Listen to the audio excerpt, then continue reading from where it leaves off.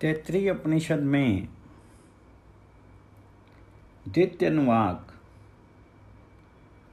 अन्न ही ब्रह्म है ऐसा जान करके और उसमें ब्रह्म के लक्षण घटाकर भृगु का पुनः वरुण के पास आना और उसके उपदेश से पुनः तप करना।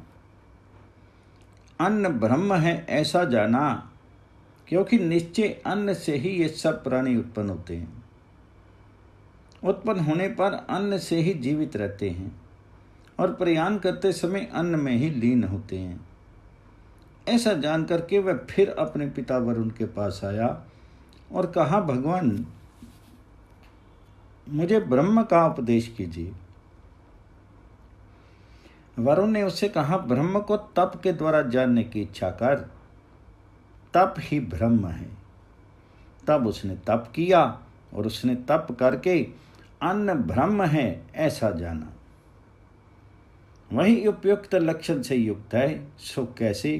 क्योंकि निश्चय अन्न से ही ये सब प्राणी उत्पन्न होते हैं। उत्पन्न होने पर अन्न से ही जीवित रहते हैं तथा मरणोन्मुख होने पर अन्न से ही लीन हो जाते हैं। अतः तात्पर्य यह है कि अन्न का ब्रह्म रूप होना ठीक ही है।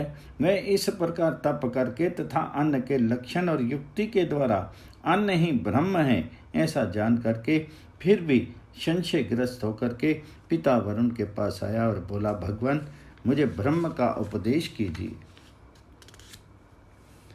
परंतु इसमें उनके संशय का कारण क्या था सो बतलाया जाता है। अन्न की उत्पत्ति देखने से उसे ऐसा संदेह हुआ, यहाँ तप का जो बारंबार उपदेश किया गया है वह उसका प्रधान साधनत्व प्रदर्शित करने के लिए है। अर्थात जब तक ब्रह्म का लक्षण निर्तिशय ना हो जाए और जब तक तेरी जिज्ञासा शांत ना हो तब तक तप ही तेरे लिए साधन है। तात्पर्य ये कि तू तप से ही ब्रह्म को जानने की इच्छा कर, शेष अर्थ सरल है। इति भृगुवल्याम द्वितीय अनुवाक।